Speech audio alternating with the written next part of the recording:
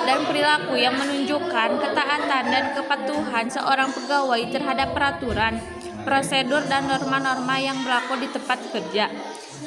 Disiplin ini mencakup kepatuhan terhadap waktu kerja, menyampaikan tugas sesuai dengan standar yang ditetapkan, mengikuti industri dari atasan, serta menjaga etika dan profesionalisme dalam menjalankan tugas.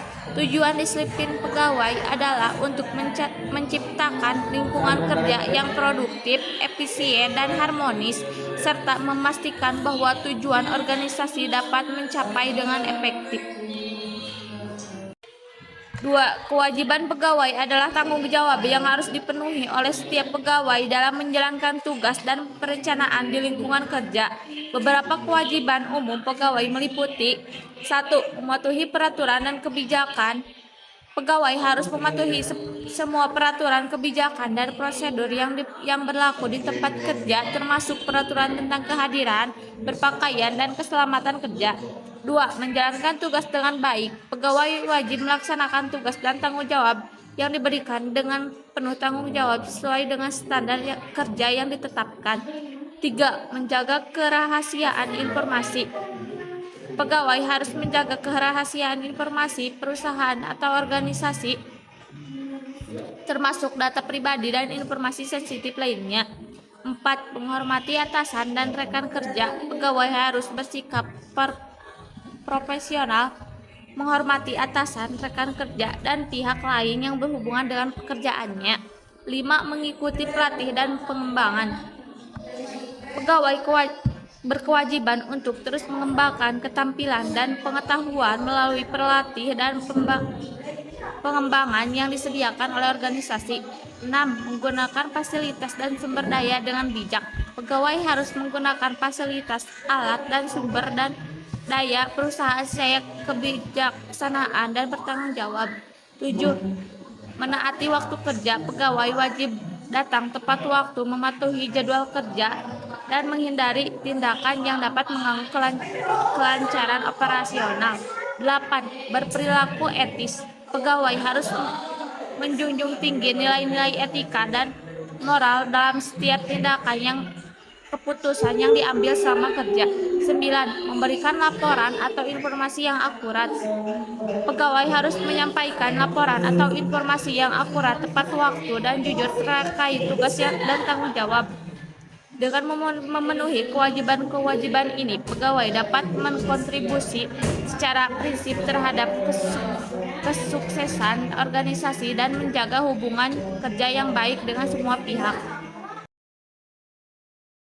3. Larangan pegawai adalah tindakan atau perilaku yang tidak diperbolehkan atau dilarang dalam lingkungan kerja. Larangan ini dibuat untuk menjaga ketertiban, etika, dan profesionalisme di tempat kerja. Berikut adalah beberapa larangan umum bagi pegawai. 1. Menyalahgunakan wewenang. 2. Terlibat dalam kegiatan korupsi. 3. Melanggar kerahasiaan. 4. Menggunakan sumber daya perusahaan untuk kepentingan pribadi. 5. Tidak mematuhi waktu kerja. 6. Melakukan kekerasan atau pelecehan. 7. Menggunakan alkohol atau narkoba di tempat kerja. 8. Mengabaikan keselamatan kerja. 9. Berperilaku tidak profesional. 10. Menolak perintah yang sah. Dengan mematuhi larangan-larangan ini, pegawai dapat membantu menciptakan lingkungan kerja yang aman, produktif, dan harmonis. 4. Tingkat dan jenis hukuman disiplin pegawai. Tingkat dan jenis hukuman disiplin pegawai dalam konteks negeri sipil atau PNS di Indonesia diatur oleh Peraturan Pemerintah Nomor 94 Tahun 2021 tentang disiplin pegawai negeri sipil. Hukuman disiplin ini terbagi menjadi 3 tingkat. 1.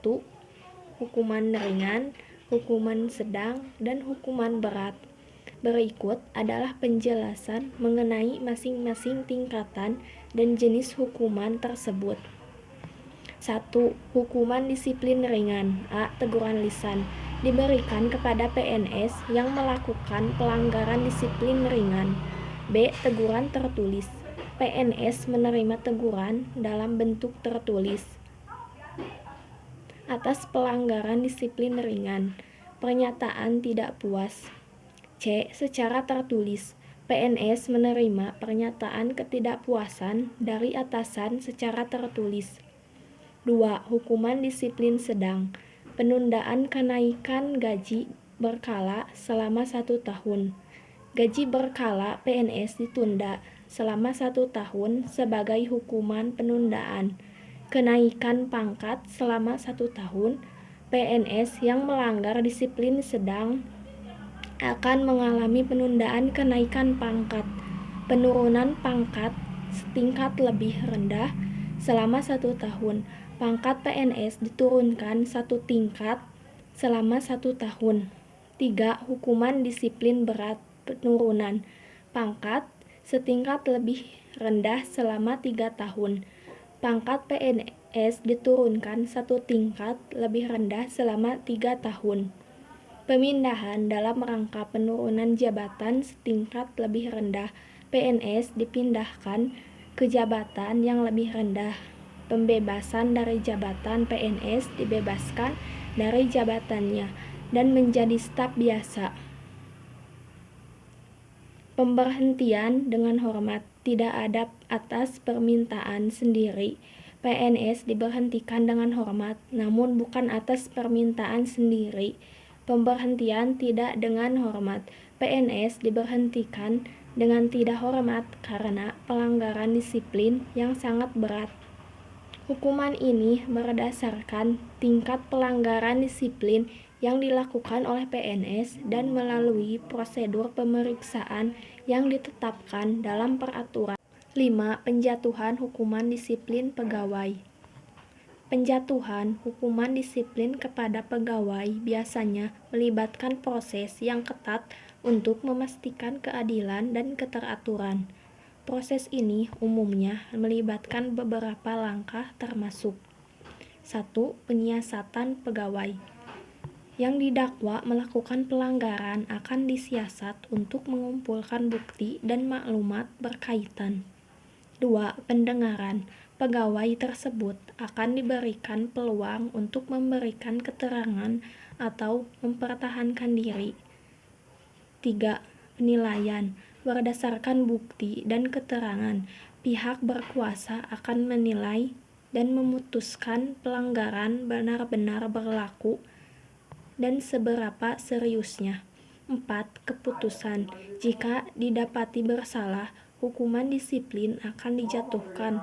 Hukuman boleh berupa amaran lisan, amaran tertulis, penggantungan, atau pemecatan bergantung. Pada tahap pelanggaran, hukuman disiplin bertujuan untuk memastikan pegawai mematuhi peraturan etika kerja serta menjaga integriti dan disiplin organisasi. Berikut adalah contoh pelanggaran pegawai. 1. Pelanggaran ketidakhadiran. 2. Pelanggaran etika kerja. 3. Pelanggaran keselamatan kerja. 4. Pelanggaran kerahasiaan. 5. Pelanggaran kinerja. 6. Pelanggaran kebijakan perusahaan. 7. Pelanggaran hukum. 8. Pelanggaran disiplin. 9. Pelanggaran etiket atau adab sosial. 10. Penyalahgunaan wewenang. 11. Penyalahgunaan fasilitas perusahaan. 12. Pelanggaran konflik kepentingan.